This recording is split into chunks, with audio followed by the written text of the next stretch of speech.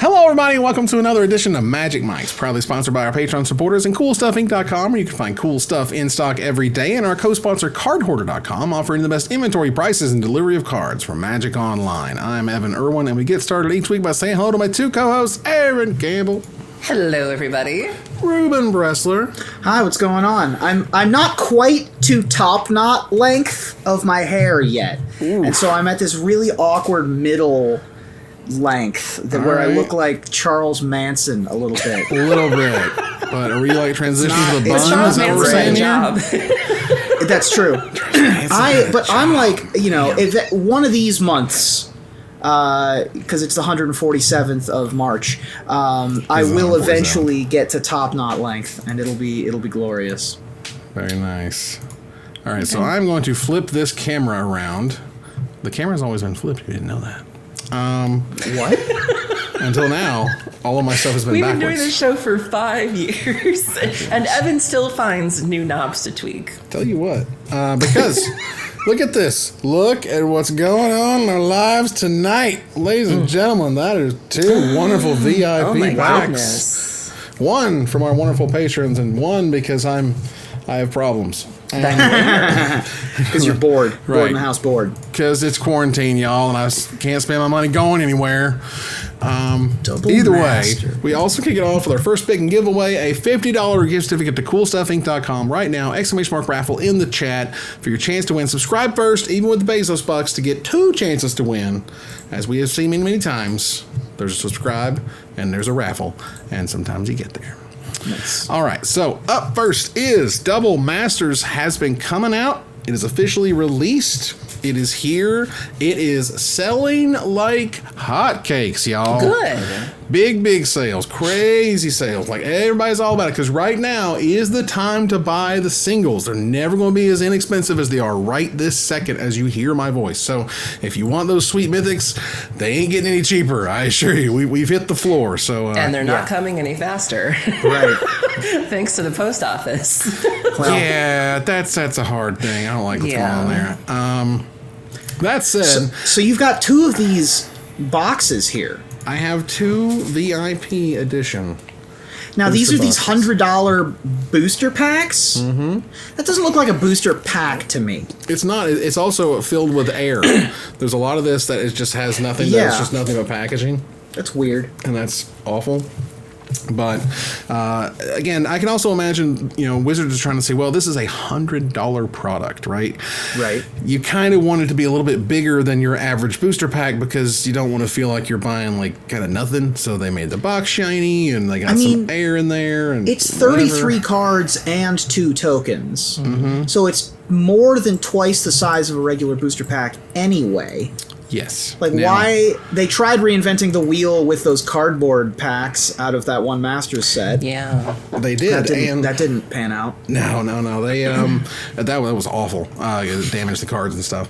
Yeah. But the VIP editions also, we've had video proof of God packs where all of the basic lands have been replaced by with rare and mythic box toppers. Wow. Yeah, which is just absolutely crazy. That's great. But also note, if you go on by what you could argue is letter of the law advertising, right here. Yeah. That box says that you could get, let's see if I can make it zoom for me the right way, 2 foil rares or mythics. 2 foil borderless rares or mythics. You cannot get 2 mythic rares out of this slot. Therefore, Wizards was contacted, and they said, "Hey, we're sorry you have an unsatisfactory, experience here. If you will clip off the UPC code, this magical little sucker right here on the side, with scissors, write the best address to you, and drop both the UPC code and the address in the standard business envelope with valid postage. Send it to Wizards, and they will ship you a Double Masters booster pack. So, Wow. if you buy one of these." You just get another Double Masters booster pack. You just basically got almost $20 or whatever now, a booster pack for that stuff. That's something. Which is quite a thing. Wow. So, and there are some reports of Smushed Toppers, just like there were with Ultimate Masters, where, some of them Aaron, just get... what are your thoughts on Smushed Toppers? Oh my God. Y'all. Listen, I heard it and I had to just... You had to run it. I get it. I understand. It's fine. And lastly, before we open these things up... Ooh, good question. Non-U.S. resident, can they do the same? Non-U.S. resident do the same what? Can Send they in the take box. advantage of the same? Can they cut off the barcode? I don't know. Okay. But, I also heard, speaking of non-U.S. people, Jumpstart is not coming out in Europe until October, was it? Yeah, just the shipments or whatever are being delayed. Something's wrong there. That's awful. I'm not exactly sure why. Do note here that there's some videos that going around talking about people resealing these boxes. Yeah. That is complete ridiculousness. This is how the booster pack comes. See that plastic seal right there? The plastic seal on the bottom right there? That you can't reseal it in a way that's going to make this not look like you've messed with it. Like, it is from the factory in a very specific way. And if you bought this thing and it doesn't have plastic around it, you've already gotten ripped off. Like, what is happening? Thank you for debunking that. Yes. Don't believe people reboxing these things. It's ridiculous. Now, with that said, repackaging booster product occurs. It does. Typically with old product. Sometimes. Big box stores. But Big box the more store stuff. and the more expensive you get, the more likely that, criminals will try to take advantage. And But again, and it's visually print. clear. Like, those packages at Target are not pretty. Correct. Yeah. And what I do believe is real is that they stopped selling collector boosters in big box stores because with self-checkout, they kept getting ripped off. People would take one pack, of that, and then 7 collector boosters. And even if they went through the line, they would say, "Oh, hey, I got 8 of this," and they all look more or less the same, and they're all like the same game, and blah blah blah. So that's a nice gambit. Good job, criminals. Yeah, criminals screw Well it done. up all the time for us, so you can't get that stuff at big box stores. Anyway, so now, so one of our wonderful patrons, Tatakai, how you doing? Very active member of our Discord. We appreciate him immensely. So how about we just crack this thing open Let's do it. and see what's in there? Now I see you're using the tried and true mechanical pencil to open. I've used house keys. Yep. Gotta do what you gotta do. I've got no nails, so I need to scrounge around. I just got and look for mine filed down tonight. So. I gotta look around for the end of a USB I have a cord or something. thumbtack on my desk. And there you That's a No good shenanigans one. here, just so you guys can see me open. I am this, a so- huge nerd, so I have a miniature that is holding a sword, and the sword is my letter opener / plastic opener. All right, so we're Okay. gonna start here. So what are we starting with? Molduvian Rage. Ooh. Now let me look at what we got here. And then we have We've got a servo right here. we've as one got of our tokens. 2 foil tokens, only found in VIP edition. Token on both sides. Right. So is the servo foil? Servo is foil. Okay, and what's the other side with the So servo? we have a servo. Now we can. It is also a. We also get a worm. Okay. That's also a soldier. So the servo is a soldier. Yes. Which worm is that? That's from Worm Worm Coil Coil. Engine. That's the life Which link. worm is that? Oh, Lifelink. looks like a lifelink. A little bit of glare there. Okay. Yeah. And this one. And a clue. Ooh, a is the clue. Right. A clue. Nice. Nice. That is a shiny clue. All right. Cool. Awesome. All Okay, right. So that's we'll 2 flip this foils. around. We've also got 2 foil full art basics. Yes, those are coming. Only found in the VIP edition. 2 randomly selected from among the 10 of the 10 full art basics. Right. There are 2 of each basic total. There are foam. 9 foil commons and 8 foil uncommons. Now, how's the foiling? Foil is good. Like the cards are I'd flat. rather hear what the cards are. Like, what are we looking at here? This is Mirror. That's Retriever. Thank you. You don't do this often, do you? Not. I mean, No. I'm trying to keep all these things. That's together. a twisted abomination. I can identify from the picture. Keep going. Well, typically what they do is they'll reveal, read it and then show Right. it. That's a It looks like a gleaming barrier. Gleaming barrier. A Mishra's Okay. Factory.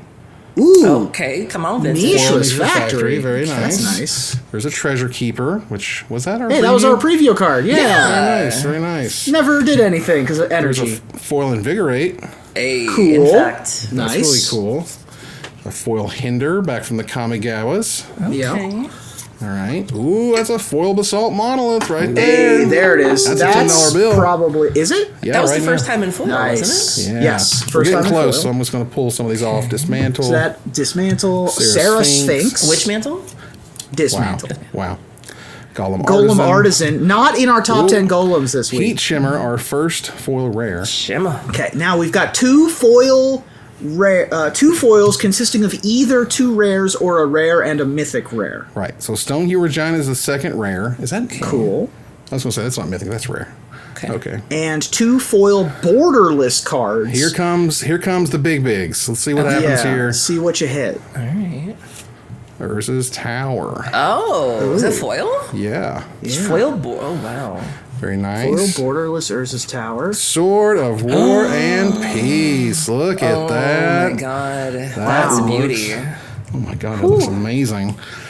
So that is incredible. That's like $120 something craziness. Is it really? Jeez. Did this pack just pay for itself? Looks like it. Sword And then we have our basic lands, which we have a bunch of each. I'll get to the foil ones. And that's Tadakai's, right? Like he wanted you to Looks open like it? Sword of War and Peace is 38. Ooh, the foil one? That Sword of War and Peace is 38. Gotcha. There's a foil island, the Wait, best one. wait. The foil borderless is only 38? $39.99 I'm looking at For right a foil now. borderless? The prices go down. One day they'll bounce back, I assure you. I would have thought it was at least triple digits. Well, that's why it's buying time is now, right, because so it's better only do going to that. go up. This thing is absolutely gorgeous. See, I'm hesitant to buy any singles now because my birthday's in 2 weeks, so... All right, so Hoping. congratulations on that. Cool. Let's open another one, shall we? Okay, this is for you. This you is get for to me. keep this? Okay. I have no idea what I'm So going to do with that's these going to Tatakai? cards. Yes. Nice. Well, Tatakai got their money back, that's for sure. Yeah, they got there, no problem. Assault Monolith, and Man, that Factory Assault was Monolith nice. The is Invigorate nice, was cool. Yeah. There's a bunch of really cool And the options. tower is going to be worth something. Tower's Yeah. definitely like, again, that's your floor. That's the worst Right. thing you're going to get is a $30+ land. I Like, can't imagine tower is the worst one you're going to get. but- Right. No, even of that. All right, cool. Let's see what I got here. I'm looking at a Fortify. There's a germ on the back of Ooh, our now that first turt's token. going around. I know, right? Yeah, now Okay, all geez. the foil tokens are double-sided. Yes. Are they like random? They seem to be. Like you don't know what the other token's going to be? Oh, Right. Tuk Tuk. So Tuk Tuk and Wow. 8. Oh, Tuk 8 Tuk Golem. is very Tuk nice. Tuk. The Returned. Along with an Ooze. Wow. So the Ooze token, that's pretty That is cool. a very specific token. We got Fortify. It's our Yeah. first. Tuk Tuk's a rare token, I'm being told. Oh, nice. The Glint Sleeve. God, help me. Glint Sleeve Artisan. How Sleeve. do I supposed to hold this? I don't know, man. Will it zoom the right way, please? Nope. Zoom. It won't. That's an ogre of some kind. That is an Ogre. Fine. It's Kazul's Toll Collector, the Brainstorm. Sure. Hey. Ooh, Heyo. foil Brainstorm. Oh, Brainstorm's awesome. Darksteel Axe is in there. Nice. Glaze Fiend. Pretty cool. From Shards. Chatter of the Squirrel. Yeah. Yeah. Shout out to Zach Hill. Yeah, exactly. Very nice. Mirror Retrievers. We got one from the other one. Popper. Right? Another Flaming popper. Barrier. That was another one. Yep. All right. Uvenwald Mysteries is our first uncommon. Okay. Okay. All right. Cool. Go with our clue token from earlier. Pain Smith, as the Smiths are in Yep, here. the whole Smith cycle. The Fencing Ace is there. Mr. Double Strike for 2 mana. Yep. 2 mana, 1/1 Double Strike. Ooh, Thopter Foundry. Hey. That's a hot fire one. Pyre Wild Shaman is our first rare. What does that Okay. do? That's the goblin that keeps. You can bring it Oh, back to your no, hand. it is uncommon. I apologize. Oh, okay. It's so nobody cares. Reclamation Sage, though, is a good one. That That's a is- nice one. That's a very Yeah. nice one. Cranial Plating. Cranial plating. Plating's nice. Excellent. That's gonna be sought after. Very nice. Celestia Guildmage is a good one. And I think we're about to hit a rare. Cascade Bluffs. Sure. I'll Very take cool. that. Come on, Storm. Yeah, those lands. Basilisk Bitch. Collar. Yes. Always fun strap from that back to in the day. Pashalik Mons and have a good time. All right, here we go. This is the big bigs. Okay. Crop Oh, Rotation. crop rotation. Hey. Very nice, very nice. Followed by Worm Coil Wow. Engine. Look at that. Wow. Foil, yeah. Ooh, that is some hot fire right there, ladies and gentlemen. That is an excellent, excellent Go borderless with rare. your token. That one is, I'm being told, $28. Nice. And I got Presently. a foil island, the best one you could pull, which is nice. And a foil forest as well from Battle for Zendikar. Now, keep in mind, these are plus, by the way, the Wormcoil token is like $4. Wow. Yeah, because those are rare as well. So, interesting. Dope. That looks amazing. Not bad. Yeah, not too shabs. I'll take a Sword of War and Peace and a Wormcoil engine as our sweet mythics to top out our VIP pack. So that was a VIP pack opening experience you guys got. Yay! We did it. I feel bad for the folks listening on Spotify. They're like, I can't see this. Like, I can't see what you're saying. We were saying the card names, so we get there. Some of them. We got there eventually. We were saying the card names. We did. So may your VIP packs be full of fantastic mythic rares. Yep. As we move on here to gather the Townsfolk. The Amonkhet Remastered set is being leaked, or well, it's being previewed. It was leaked originally, which is what we're talking about. Right.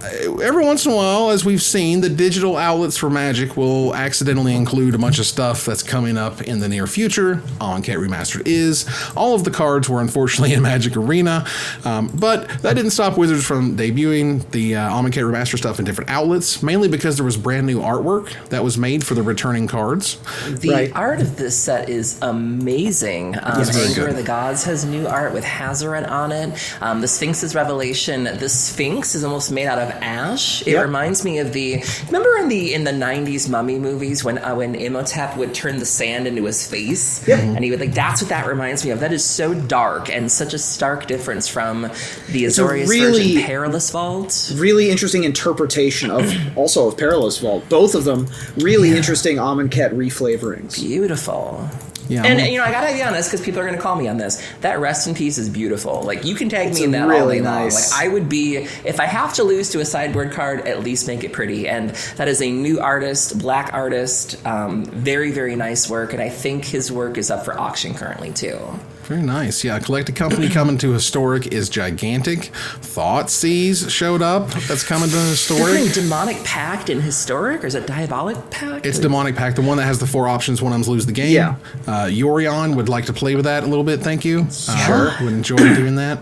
I mean, they're introducing Collected Company, Sphinx's Revelation, and Thoughtseize to Historic. I don't know what's going to happen with that. I mean, those are gigantic monster spells that help define metagames by themselves. So we'll see what happens there. Wizards also took the time and the money and the trouble to replace illustrations that were originally drawn by an abuser, for lack of a better term, with amazing new art.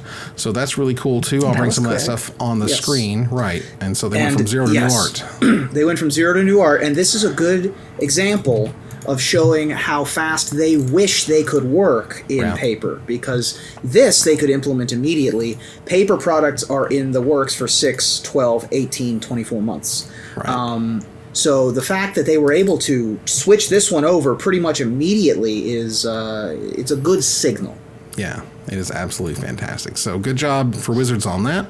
And this whole Amonkhet Remastered thing is coming out, was it Thursday? Is that right? It's coming out tomorrow? Yeah, tomorrow. Yeah, so you guys can start playing that. Start drafting again? Amonkhet Limited was okay. I liked it. I liked Amonkhet Limited. I liked Amonkhet better than I liked Hour of Devastation with it. Does that make sense? Sure, yeah. I recall Hour being on like... it's going to be weird, because Amonkhet... Well, first of all, triple Amonkhet, I just want to draft every Slither Blade, right? Like, that's triple Amonkhet. Mm-hmm. It's like the fastest limited format that there's ever been, except for maybe Gatecrash. Except for Zendikar. Zendikar was lightning fast. Hour of Devastation slowed it down a little bit, and then I got obsessed with drafting River Hoopoos and Gifts of Paradise, and then lost every game I ever played. Right, you just because I wanted to do was play Lay Claim, right? Mm-hmm. And my opponents are playing 2/1s for 1. But as a remastered set, the environment's going to be way different. Right. So it remains to be seen. Yeah, there's something like 3 red sweepers now with Anger of the Gods being reprinted, something like that. Yeah, that's gonna be there was weird. some talk about that. I'm really excited for this, though. I think this is really cool, and I think it's also a really neat way to introduce cards into formats, that are on Arena. And I've said that the big thing that would get me to play Arena is older formats and older cards, and so give us these cards, and I am more likely to play.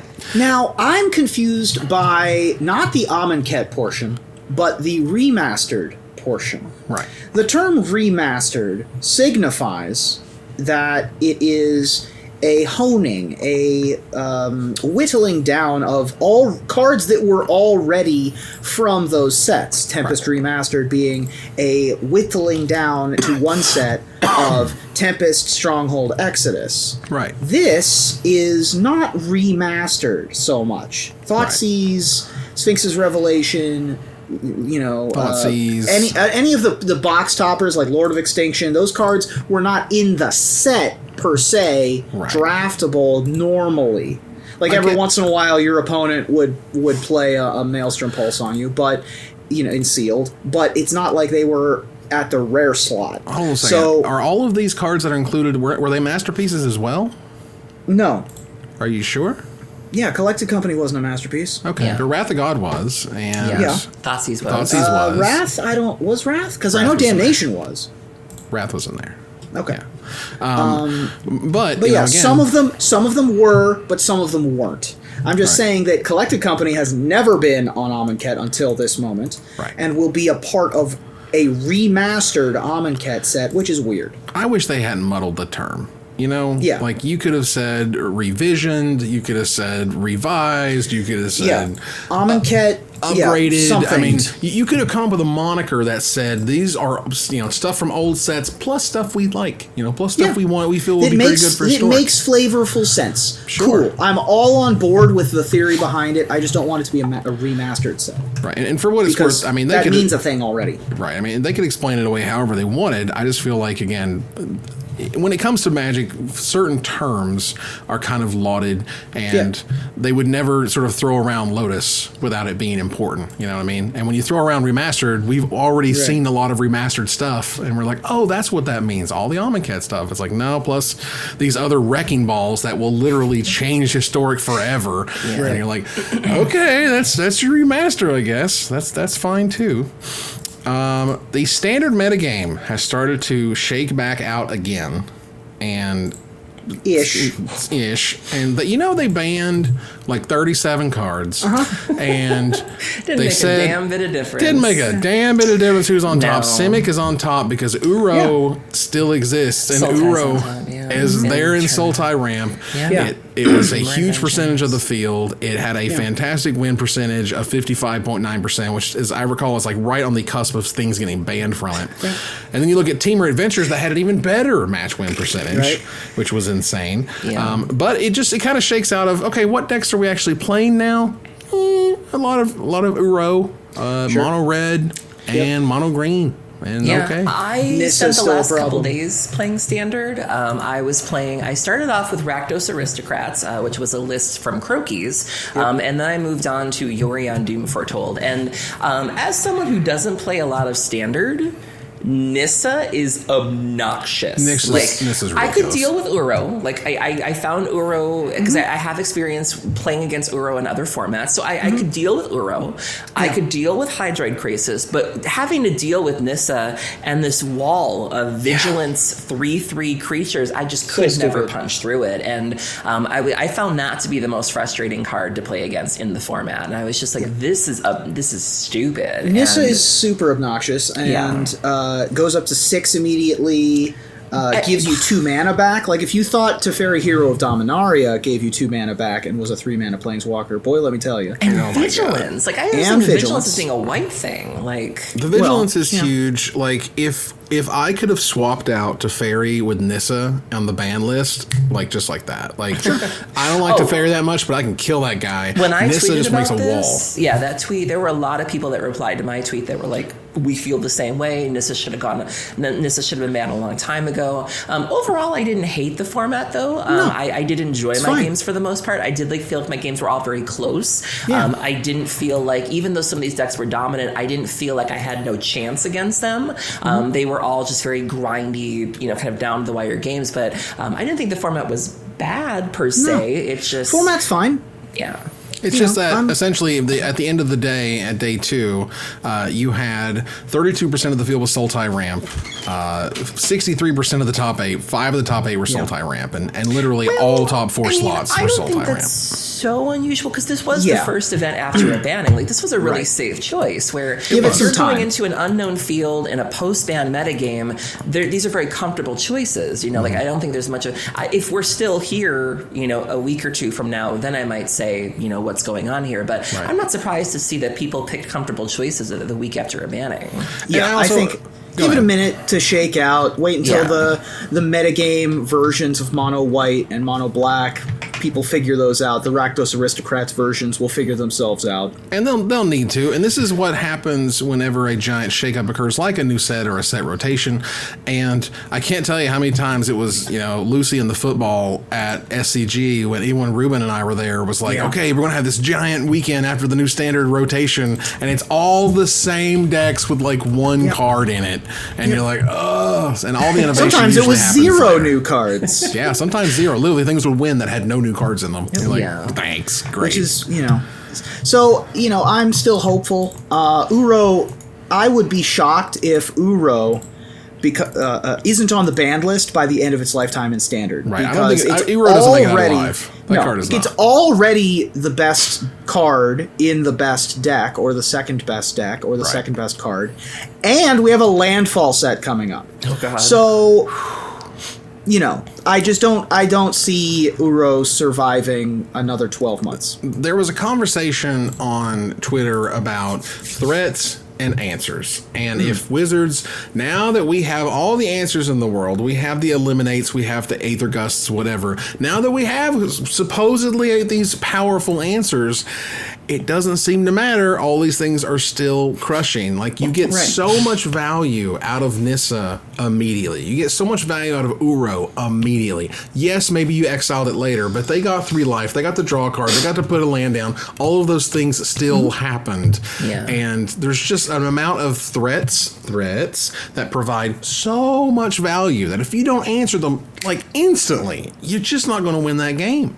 That's one of the reasons when I was playing the Rakdos Aristocrats deck, I hated Fiend Artisan because it didn't do anything. Where it was like, okay, I'm paying 2 mana in a deck that already has a low curve and not that many lands. I'm having to pay 2 mana for this thing, and then wait a turn, and I need something to sacrifice to it, and it has to survive a turn. Like, ain't nobody got time for that. Like, I would have rather had a Dreadhorde Butcher. I would have rather had a Call of the Dark Dwellers or whatever. Like, there were so many other things I would have rather casted than that spell, and I was just like, ugh. Yeah, absolutely. Yeah, but I will say, Claim of the Firstborn. That card is messed up. I took a 10/10 Hydroid Crisis and sacrificed it to a Priest of Forgotten Gods. Felt amazing. I could do that all day long. Yeah. Right. And see, that to me, that's the hate I want, right? Hydroid Crisis was the crazy best thing to do in Standard for a while. And then you know, here comes Eldraine, and it's like, yoink, I'll just yoink that little turn it into a food token. Yeah. Oh, it's beautiful. It's just the way I like it. Yeah. So that's a thing. Again, I don't think Uro somehow it's going to get better in the landfall block with Uro. Like, I mean, maybe they won't bring back landfall. I doubt that. Would you like to put a lunch bet on that one? Because I like a free lunch. I enjoy free lunches. I think landfall's going. I'm trying to figure out how Uro survives. Yeah, exactly. How does that happen with an effect? The way it happens is in a future that doesn't have landfall in the Zendikar set, and I don't want that future to exist. So I'm not taking the bet. I can't handle it. Aaron, you have to tell us about this awesome Legacy Online event. And yes, we are hashtag sponsored by Card Hoarder, but man, this event is dope. Yeah, it's very easy to plug your sponsors when you actually use their services and enjoy them. So Nerd Rage Games is a store based out of Illinois that I love. I don't get to get down there too often anymore, but anytime I'm in the area or they come up here, I always try to frequent their tournaments.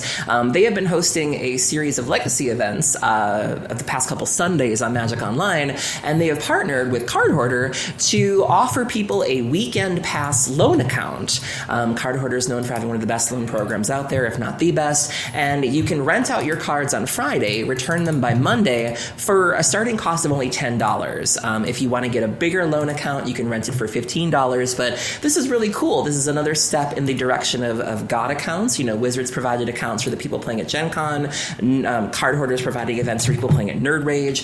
This is a really great way to play formats when you don't necessarily have the cards on Magic Online to do that. So this is really, really cool. If you've ever wanted to play Legacy, I highly recommend this event. I suspect that this is the way that Eternal Weekend might turn out as well, because they haven't announced what they're going to do with that yet. And so we may see another partnership like this, because card availability is a concern. And so it'll be interesting to see if they end up pairing with Wizards, or they pair with Card Hoarder, or Mana Traders, or whoever. But this does feel sort of ahead of its time to me. This is very cool. This is the culmination of all of the work done for MTG Melee, all of the work done that they did for Gen Con, all the work that they did for the Magic Fests Online. All of this stuff has kind of culminated to, okay, here's the format that you want to play. Here's the ability for you to get all the cards you need to play it. Let's make it happen. Yes, we'll be back to cardboard one day, but the idea that you can just loan what you want and get what you want and go, that's also something that's unique to Magic Online. You're not going to be able to do this in Arena. You can't just say everybody gets a God account and can play whenever they want in Historic.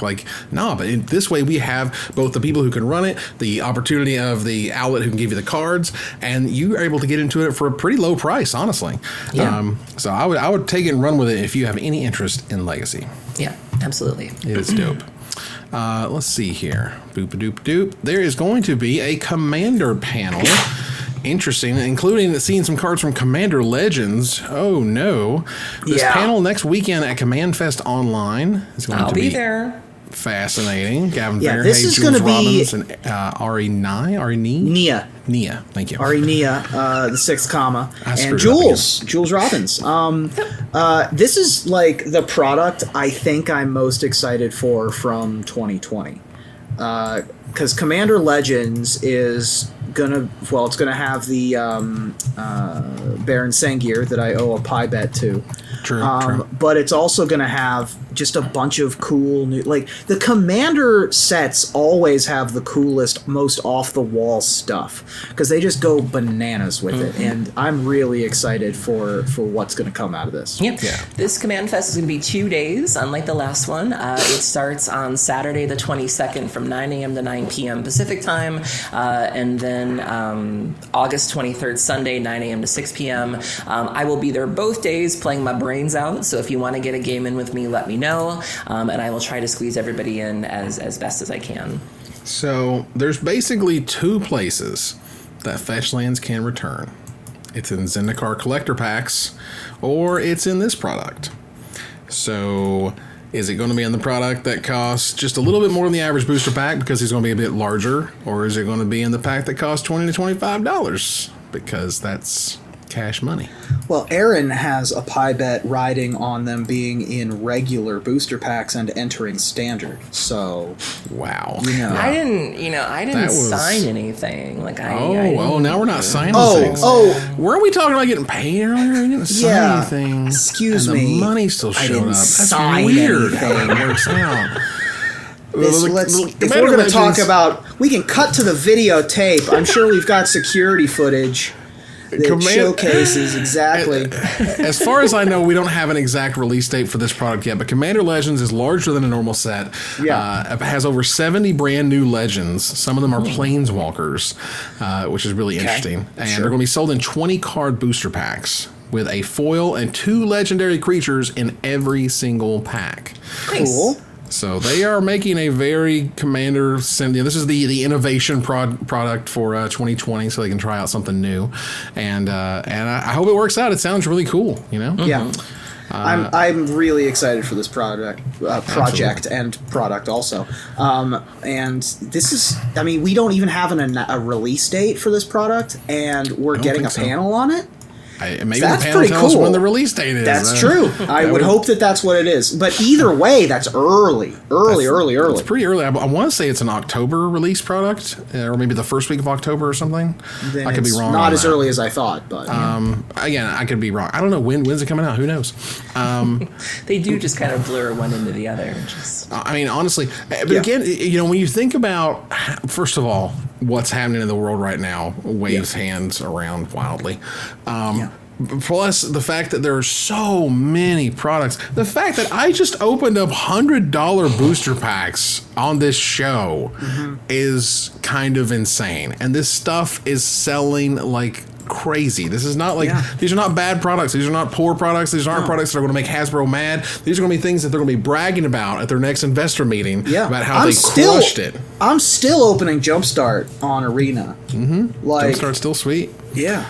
So it's in every format. Well, speaking of WotC Hasbro senior leadership, congratulations to Elaine Chase. She notes here that she's recently joined the senior leadership team at Wizards. Excited to be spinning up a new initiative that, of course, they can't tell you about because, it's Wizards. It's fine. Okay. All right, cool. So, look, first of all, I've known Elaine for many, many years. She's great. She's awesome. Nothing wrong with that. High five we all for know promotions. Elaine's great. We want promotions. Promotions are great. But what in the hell are you talking about? Okay, so let's break it down. So this is the official announcement. It is a thread. So it says, some news. I'm changing things up a bit as WotC staff. I've recently joined the senior leadership team at Wizards. I thought she was already senior leadership. And I'm excited to be spinning up a new initiative that is nowhere near ready to talk about, except she's talking about it. Over the last few months, I've worked with the Tabletop Studio leadership. Now, this is capitalized as if we should know who this is. Right. Who's Tabletop Studio again? To Why do they have leadership? I'm all about transitions. The Magic Esports team to become the Play Studio. Again, capitalized. A team tasked with creating amazing play experiences for all players across tabletop and digital, encompassing competitive and social play. The Play Studio is in the best of hands as part of Studio X. Studio X? What? Is this a Speed Racer cartoon? Is Psylocke going to be there? Like, what are we dealing with here? Right. And you'll Studio see X? more of Bear, Ben Drago, and the team as they continue innovating with remote play events and prepare for when the world is a safe place to travel and gather in large numbers. I've been assured that I'll still be on the travel list for when we can shuffle up in person again. I have never seen her at an event. To be honest, they couldn't keep me away if they tried. I've never seen you, girl. Like, wait. She was at GP Vegas, I recall.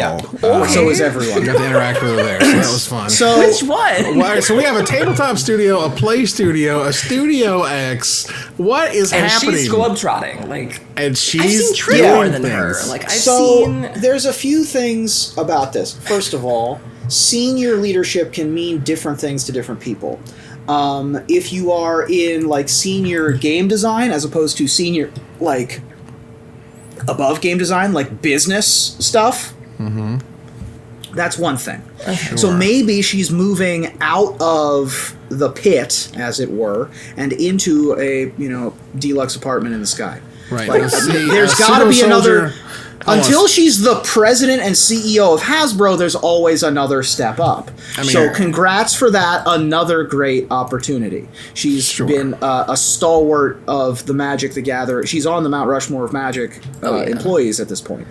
So that's great. The rest of this is exciting, I'm sure, but none of us have any context for what it means, so it means nothing to us, and it reads like an announcement of an announcement of an announcement. Right. And I love all the people who replied, Evan included. They're like, congratulations, and then privately they're like, I don't know what this means. I'm not trying to embarrass the woman. I'm not saying I want to pick on her. But I would be that friend. I would be that you're friend excited, that would be like, what does this mean? Right. And it's not my job to come into your Twitter, and piss in your waffles and make you sad. If you're excited, or put them on a defensive mode. You know what I mean? Like, if you're excited enough to make a 4-tweet thread, there's a polite way to be like, what does this mean, or can you? Yeah, but you don't got to do it like, to every follower. You can message them later privately and be like, what the.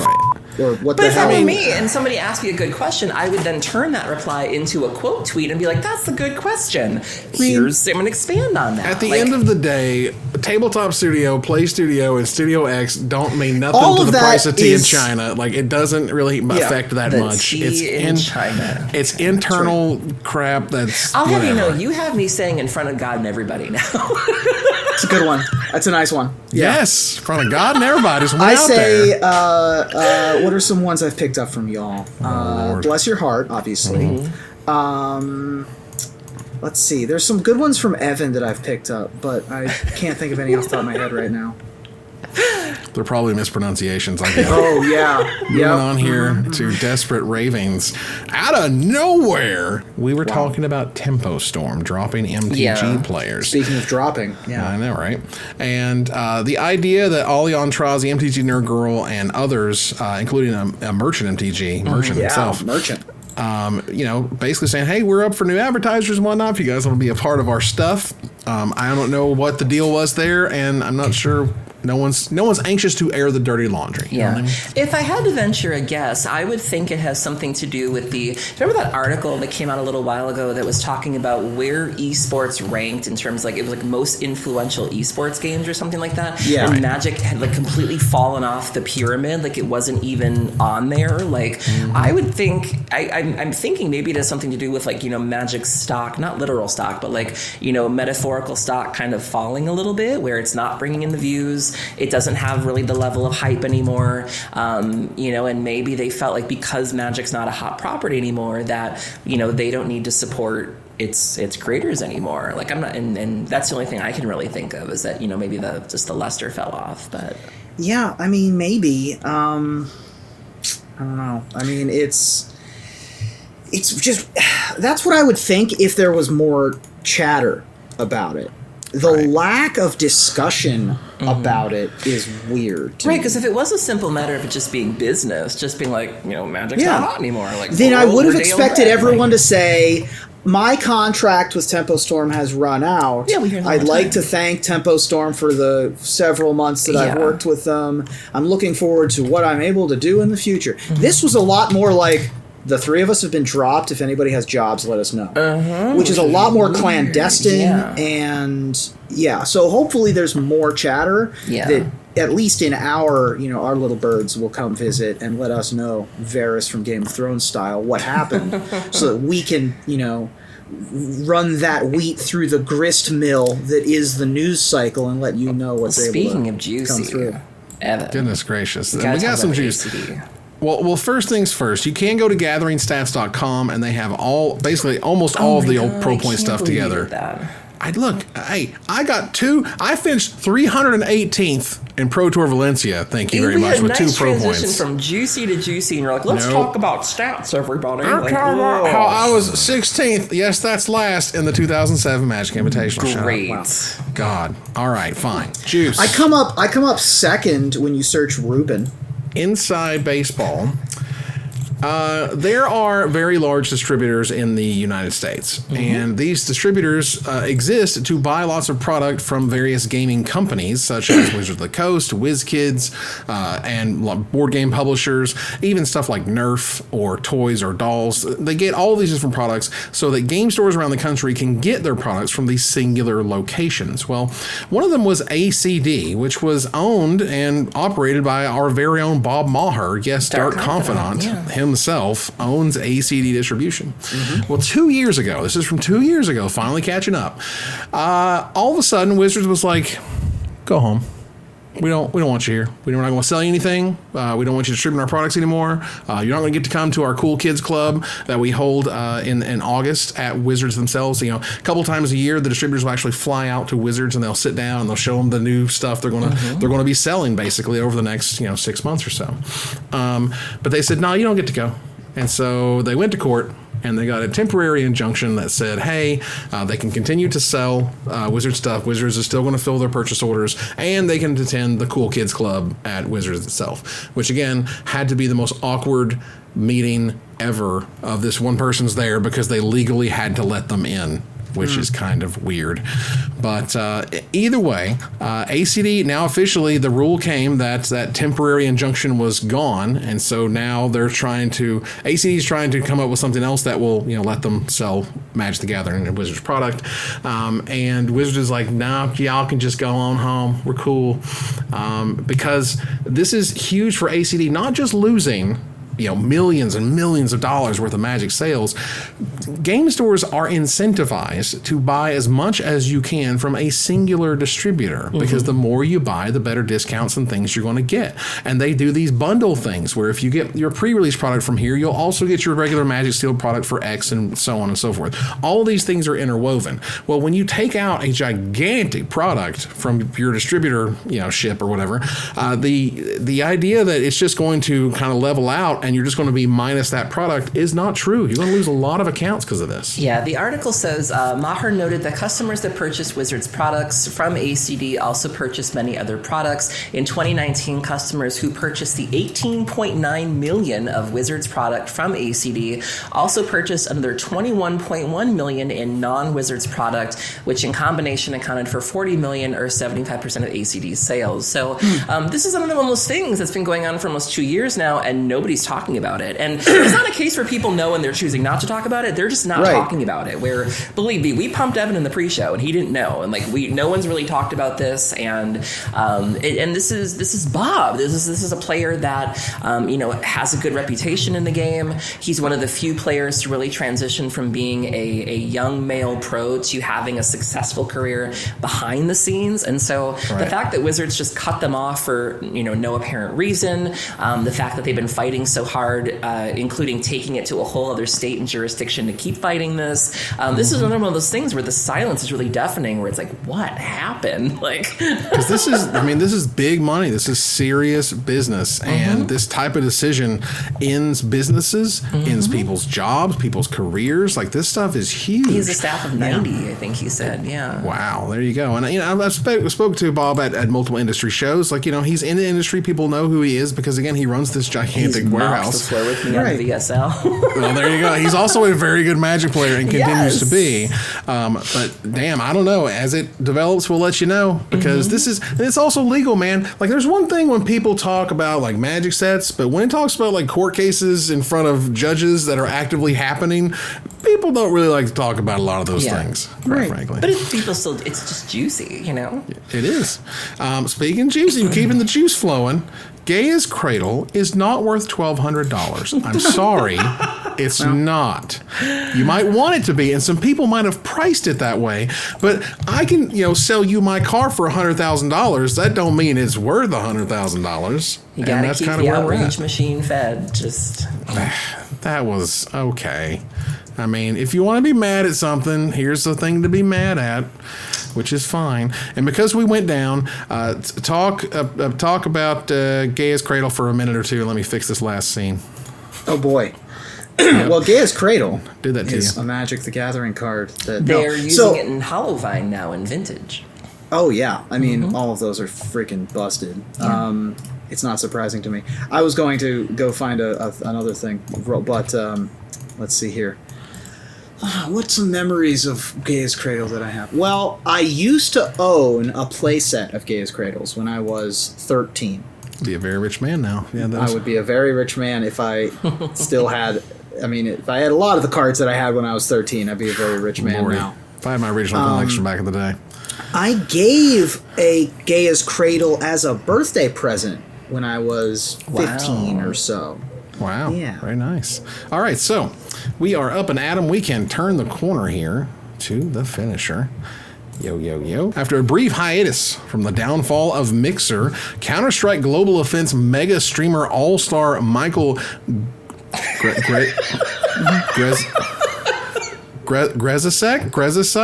Gruzit, all right, better known by his gamer tag Shroud. Why did you do this to me?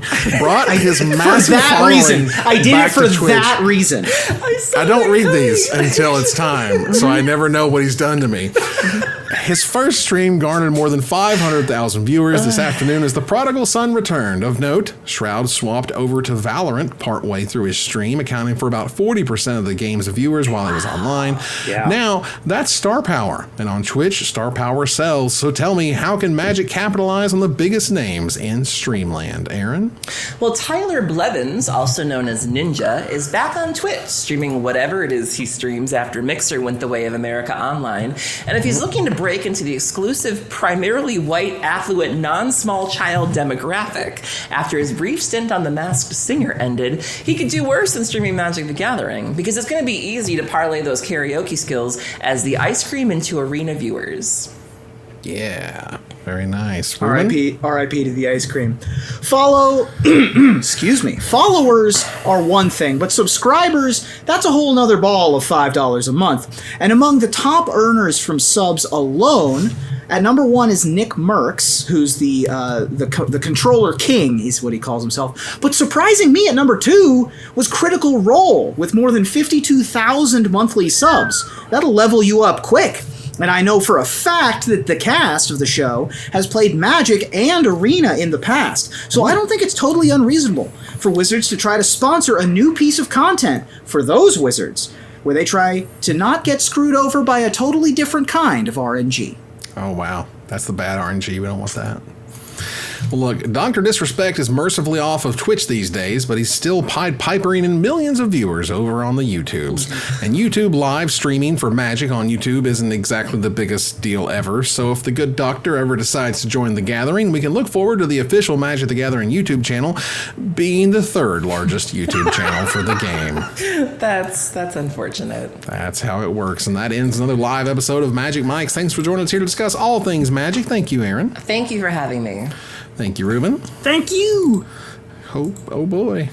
So we go here to our final slide. I want to thank our sponsor, CoolStuffInc.com, our co-sponsor, CardHoarder.com, my co-host, Aaron Camel, Ruben Bressler, you guys for watching or listening. I hope you support us at patreon.com/magicmics. Please follow, like, tweet, favorite, share, subscribe to everything social that tells people we exist. Catch us online on our Discord, twitch.tv at Magic Mics, on Twitter at Magic Mics Cast, our Magic Mics subreddit, and like the Magic Mics page on Facebook. Talk to us privately at magicmicspodcast@gmail.com. Follow the audio-only podcast at magicmicspodcast.libsyn.com, or find us on iTunes and Spotify, or just join us here next week, same time, same place, for another episode of Magic Mics. Good night, everybody.